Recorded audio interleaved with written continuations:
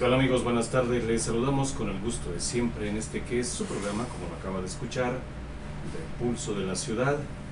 Quienes lo hacemos, nuestro asesor César Rafael Olivares Ruiz, Alejandro Méndez Koshka, Doris Olivares Pérez, y en la voz y la dirección su amigo licenciado Rubén Olivares Ruiz.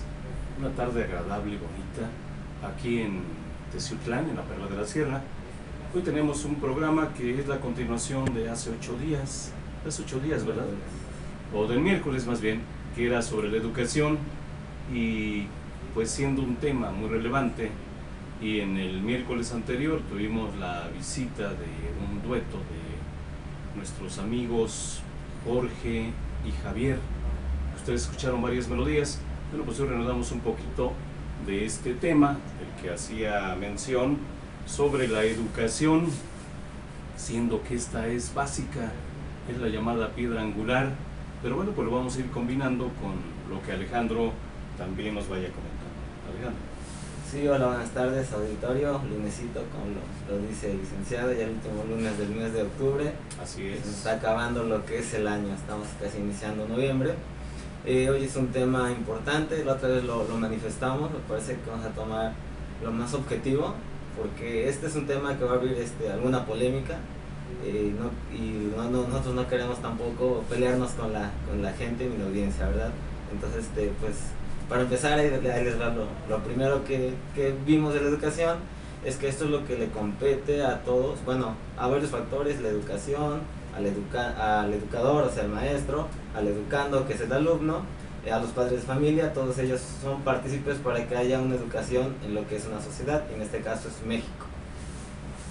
Es verdad, sí, lo podemos dividir en 3 esferas bien importantes, que es precisamente quien va a transmitir los conocimientos, el maestro docente, en los diferentes niveles, el educando, el alumno, y desde luego el medio ambiente, en donde entra otra de las figuras de gran importancia, que son los padres de familia, y desde luego el hábitat en el que se desarrolla esa educación.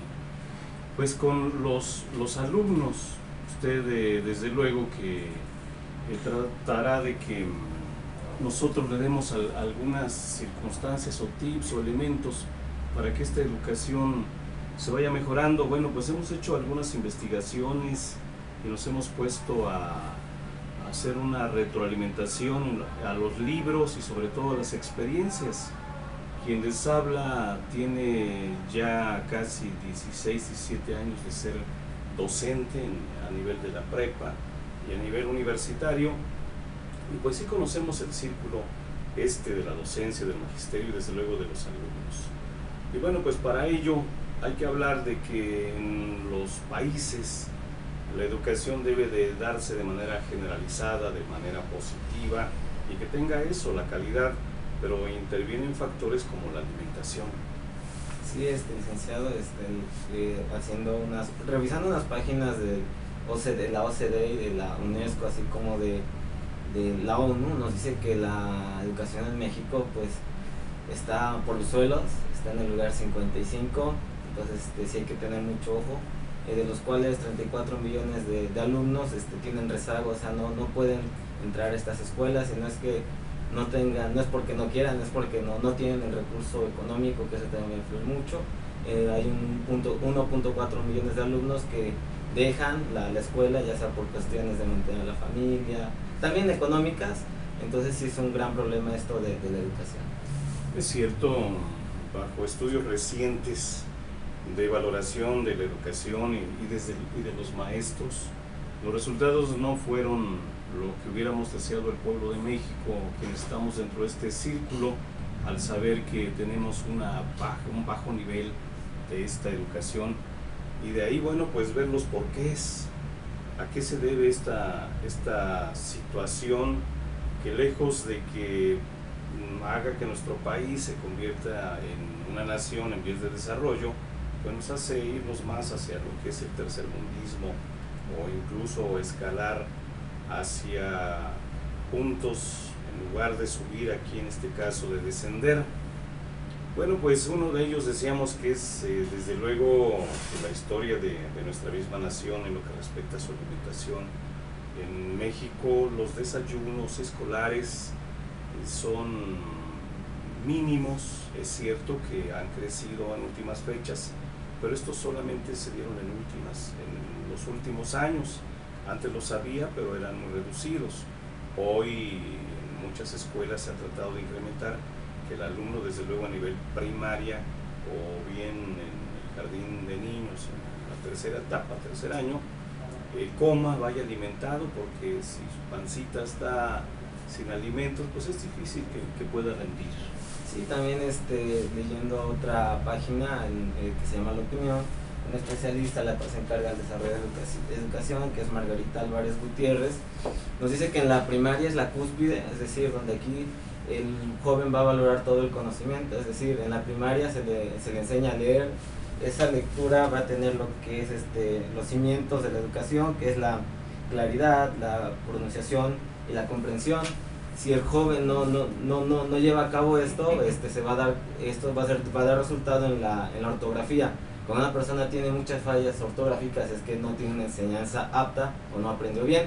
Otra cuestión dice que 8 de cada 10 jóvenes cuando pasan a la secundaria no comprenden lo que leen, solamente leen o ven las letras, pero no llegan a entender qué es lo que está diciendo el autor. Es cierto, y esto se puede reducir a que son vicios precisamente de una mala comunicación, de una no buena interrelación entre lo que es el docente o el maestro y desde luego el alumno. Bueno, pues decíamos, una de las causas es esa alimentación. Otra, de que muchas de las ocasiones esa educación en la escala de la primaria se da en hogares que tienen muchos problemas y que le ponen mayor importancia a lo que es el hogar en sí, el llevar el sustento los padres que tienen que trabajar y demás, y descuidan este punto que es fundamental.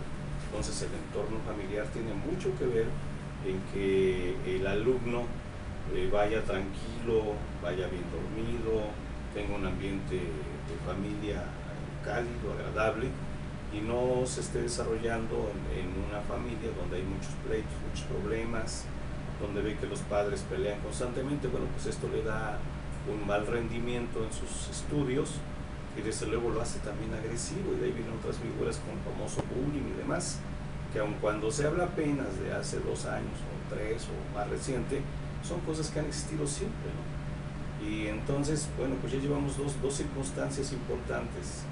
Una tercera, pues desde luego que ya es propiamente dicho para el alumno, la dedicación, la capacidad, para que tenga o se le despierte en él el deseo del estudio, porque de lo contrario muchas de las ocasiones son malos estudiantes porque el maestro no supo influir en él de manera positiva para despertarle ese interés.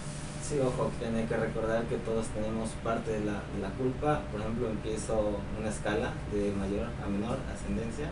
El primero es el gobierno, que a veces no quiere hacer nuevas reformas a la educación para que el alumno tenga ese aprendizaje, un buen aprendizaje. En segundo lugar está el profesor, el docente, que a veces no gana lo que trabaja. Entonces eso hace que ponga algunas trabas en la educación del joven y solamente dice que vaya a dar clases. No quiero decir que todos, claro, porque la otra vez tuve un pequeño malentendido. No quiero decir que todos sean así, pero ahí la mayoría de los profesores se maneja que solamente trabajan lo necesario.